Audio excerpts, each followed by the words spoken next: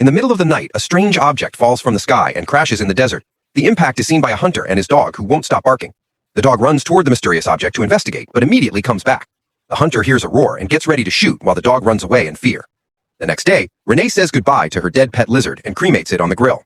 Then she reminds her mother Linda that she needs to drive her to the store because she has to buy food for her pet snake. Linda admits she's not a fan of Renee having creepy animals as pets. When Linda's boyfriend Chase joins them for breakfast, Renee tries to ignore him, causing Chase to scold her for not even saying good morning. On her way out, Renee furiously scratches Chase's van in revenge. At school, Renee is a loner and other kids make fun of her. During lunch, Renee sits at the same table as Gil, who is also an outcast. Gil tries to make some conversation, but Renee only wants to eat. After class, Linda is late picking Renee up. When Linda tries to ask her daughter's day, Renee immediately changes the subject to Linda's lateness and learns that her mother didn't go to work today. Renee wants her mother to call the doctor and get a better prescription, but Linda assures her that she just had a bad morning. This makes Renee realize that Linda and Chase had a fight and tells her that they should break up, pointing out that Chase doesn't even help and only spends his days drinking. Linda explains that Chase needs her and being needed is a nice feeling. At home, Renee feeds her collection of creepy pets and even sings to them while playing the banjo. She realizes that her snake is her best friend, which is depressing. During dinner, Chase mentions the scratches on his van and indirectly blames Renee, but Linda forces him to change the topic.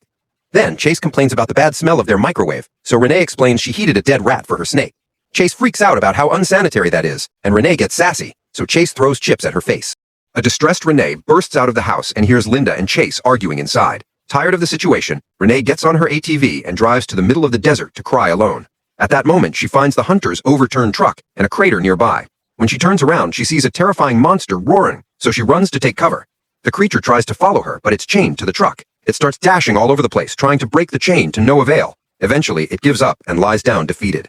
Renee uses the chance to run back to the ATV and freezes when she notices that the creature is in pain because it got caught in the hunter's trap. After some hesitation, she goes to the truck and removes the chain. The creature screeches and Renee rushes to the ATV to drive away in panic. At home, Renee sees Linda and Chase comforting Chase. She's so annoyed that she decides to stay outside for a while.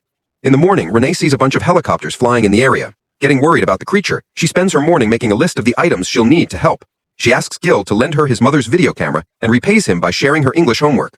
When Renee gets home, Linda and Chase are waiting for her to have a talk. Chase gives Renee his 24-hour sober coin and hopes that he can keep up tomorrow. Renee points out that he drank last night, thus he didn't really do 24 hours, and Chase explains he's trying his best, so Renee should try too, for the sake of her mother. After Chase leaves, Linda says that he's serious about wanting to get better, but Renee drops the coin and points out that he didn't even apologize. Later, Renee gathers all her items and puts a sign on her door saying she'll be busy with homework and mustn't be disturbed. That way they won't notice she's missing. Then she sneaks into the couple's bedroom and steals Chase's keys. When she opens his truck, she finds lots of small vodka bottles and a gun, which is the last item she needs. Afterward, Renee drives to the same spot in the desert. At first, she doesn't see the creature, but using her binoculars allows her to find it in the crater. She then shoots the gun in the air as a test, but the beast doesn't even flinch. Next, Renee sets up the camera and slowly approaches the creature to cut off the trap. Once again, it doesn't move, so Renee walks away thinking it's dead. Suddenly, the creature tackles Renee to the ground and drools all over her head. After sniffing her, it steps away, and Renee finally can look at it properly to confirm it's an alien. She tries talking to it and offers an apple, but the beast throws it away. At that moment, the helicopters fly by again, and Renee tries to explain to the alien that the choppers equal danger. In the evening, Renee goes home and realizes she dropped Chase's gun in the desert. She leaves the room and finds Chase drinking on the couch, so he asks her not to tell Linda. He also asks about his keys, and Renee pretends she knows nothing. When she goes outside, she's shocked to find the alien in the bushes. She tells it to go away, but it won't listen, so she gets her ATV and goes to the desert so that the alien will follow her there. In the desert, Renee loses sight of the alien. Suddenly, the creature appears in front of her and opens its mouth to send out golden waves that cover her face. For several seconds, Renee's body floats while her eyes glow brightly. By the time she snaps out of it, it's already morning and the alien is sleeping.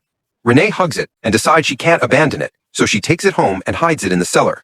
In the desert, the helicopters and an entire investigation team are still looking for the mysterious object that fell from the sky. Back to Renee, she only pretends to go to school and calls her mother to make sure she's at work. After Chase leaves for the day, Renee takes the alien to the main house and tries to feed it, but it turns down everything she offers. The alien is given a tour of the house, and Renee introduces it to her pets, although she has to stop it from eating them. She then decides to name the alien Croak. When Renee sings and plays her banjo, Croak's scales shake. Renee guesses it's scared and assures it she'll protect it. Moments later, Linda returns early from work because she couldn't handle her depression. Chase sends her a picture of his 48-hour sober token, and Linda cries in the car, thinking she's not trying hard enough. In the living room, Renee is watching TV with Croak, and she panics when she hears her mother open the door. She sneaks out with her new friend, and Linda is annoyed to find a mess, so she takes her medicine to calm down. While Renee and Croak rush to the cellar, Gil arrives at the house asking for his camera. Linda lets him go to Renee's bedroom, and he takes a look at a picture of Renee's dead father. Then he considers smelling her pillow, but stops himself when he realizes it'd be creepy. After leaving some water for Croak, Renee goes back to the house and tells her angry mother that she didn't go to school because she isn't feeling well. When Renee goes to her room, she discovers that Gil has watched the video of Croak. Renee says it's some animal that she saw in the desert, but it ran away, claiming it was probably a fake. She takes the camera from him and discovers that Gil has stolen the tape. They fight over it but are interrupted by Linda, who announces that the door is staying open. After Linda is gone, Gil says he wants the truth or he'll take the tape to the police. Renee takes Gil to the cellar. Croak tries to attack the boy, but Renee teaches it that he's a friend. When Croak sniffs Gil, he passes out and wets his pants. Moments later, Gil wakes up, and Renee has to cover his mouth to stop him from screaming. Then Renee pets Croak while singing to make its scale shake, which convinces Gil that the alien is friendly. Afterward, Gil gives the tape back to Renee and agrees to keep the secret. Neither of them sees Agent Brown nearby, spying on their conversation and taking pictures. In the evening, Renee hears noises in the cellar, so she goes down there and sings for Croak while playing the banjo. She explains that the instrument used to belong to her late dad and shares anecdotes from her childhood. Renee also tries to feed Croak, but it doesn't like anything. The next day, during lunch, Gil shares a theory inspired by Jurassic Park. He thinks that Croak doesn't want to be fed like a pet, it wants to hunt. In the evening, the teens take Croak to Hellhole Canyon, and it finally gets to eat by attacking a bunch of pigs that Gil brought. After it's done eating, it brings a piece of pig for Renee. Renee tries to hug Gil to thank him, but Croak roars and doesn't let them touch. After leaving Croak in the cellar, Renee tries to go to her room, only for a drunk Chase to grab her by the hair and throw her on the couch before asking about his gun. Renee tries to lie, but Chase is on to her, so she has no choice but to admit she lost it. Chase then complains that Renee doesn't respect him because she doesn't fear him.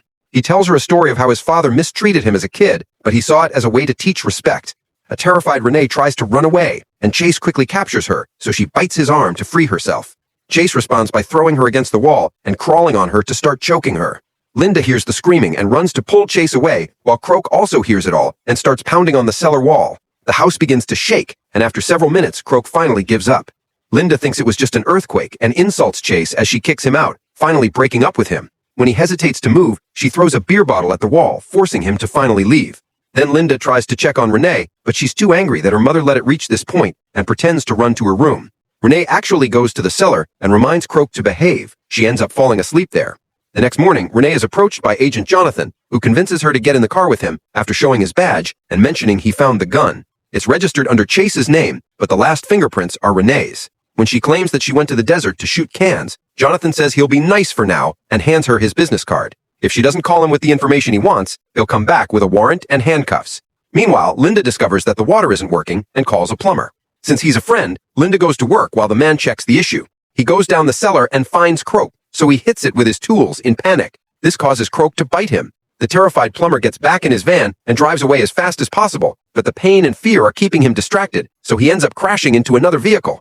When Renee goes home after school, Linda tries to have a serious conversation with her. However, Renee starts yelling at her and blames her for everything. This makes Linda break down, so she tells Renee about the water before going to her room. Renee realizes what broke the pipes and runs to the cellar to find human blood on the floor. She checks on Croak and notices the alien is bleeding too. Renee tells it not to hurt people and finally accepts that she can't keep Croak in the house anymore. In the meantime, Gil is visited by Brown. In the evening, Renee drives her ATV to the desert and makes Croak follow her. It starts running so fast that it passes the vehicle. They meet with Gil, and Renee explains she's thinking of putting Croak in Chase's van to take it to a reserve where it won't be found. This would require her to stay with it until she's sure it's safe. Gil then reveals that Brown visited him and threatened to deport his immigrant relatives if he didn't share information, but he didn't say anything. Afterward, Renee hides Croak in a big box in the desert and goes home to start packing for the trip. She leaves a letter for Linda and frees all her pets. When she gets in the van, a drunk and armed Chase shows up and pulls her out. Then Chase forces Renee and Linda to sit in the living room with him so he can complain about not being loved. He gets angry and throws the table. Meanwhile, in the desert, a group of agents finds the box, but when they look inside, they find it empty. Croak is currently running back to the house. Chase is beating up Linda, who desperately tells her daughter to leave. Renee tries to run away, so Chase follows her and smashes her face on the van. Then, he points his gun at her, saying it's her fault that Linda doesn't love him. Suddenly, Croak tackles Chase against the van and kills him. When Renee tries to stop the alien, Croak roars at her and runs away. At that moment, Gil arrives and throws up when he sees Chase's body. He thinks Croak is beyond helping now and reveals he's talked to the agents. Suddenly, Jonathan comes out of the house and shoots the tires at the ATV. Soon, the whole team surrounds the house and sets up all their equipment. Renee is tied to a chair and a net is put on her hair to connect her to a computer that confirms her bond with the alien is the strongest the agents have ever seen. Jonathan breaks Renee's finger to make her scream. Croak hears her and immediately runs back to the house, only to walk right into a trap that continuously shocks it until it passes out. Renee yells as she begs for mercy, but Jonathan puts her to sleep. Sometime later, Croak is being taken to a government facility on a special platform that keeps it docile. Renee is being kept on a chair in an empty room, and when Jonathan wakes her up, she spits on his face. She explains that Croak is her friend, but Jonathan insists it's dangerous. He explains that Renee isn't the first person to find an alien. She's just the first one to do so and survive. The government believes that Croak is a beast built by a life far more intelligent than humans, and was sent to Earth to do reconnaissance, which means they could be invaded in the future. Since Renee bonded with Croak, Jonathan wants her to let scientists study her so they can learn the best way to kill the aliens. If Renee doesn't agree, he'll put Linda in a mental institution and extract the information from Renee by force, which would cripple her. Linda is allowed to visit Renee, and she reveals she's read the letter, so she apologizes to her daughter for everything. After Linda leaves, Renee decides to get Croak's attention by repeating what Jonathan did to her hand. Hearing her scream, Jonathan rushes into the room and covers her mouth, so Renee bites him. Croak roars as it frees itself from the platform and starts killing all the guards that try to stop it. The alarms echo in the whole building as the lights start to flicker. Croak escapes from the lab and runs through the corridors, bringing down any person who tries to stop it. Linda worries about her daughter but finds the door locked, so she'll have to escape through the vents. In the corridor, she's horrified to find all the bodies. Jonathan and Brown get their weapons ready and point them at the door. However, Croak bursts into the room by breaking the wood and sends both men flying, which knocks them out. Croak then gets ready to kill them, but Renee convinces it not to do it. After petting Croak to calm it down, she takes Jonathan's keys to free herself and the duo escapes. Outside, Renee and Croak try to get in a car. Jonathan also comes out and opens fire, but luckily Gil has been waiting nearby and warns them just in time. Renee and Croak hide behind a car, and Jonathan keeps shooting at the vehicle, not caring about possibly hitting the girl. Desperate to protect Renee, Croak comes out of hiding and Jonathan shoots it multiple times. Croak still manages to tackle him and kill him. Renee runs to her friend's side and breaks down when she confirms that Croak is dead too. Linda and Gil do their best to comfort her. Sometime later, Linda, Renee, and Gil have a picnic together. In a government lab, they try to study Croak's body when it suddenly wakes up.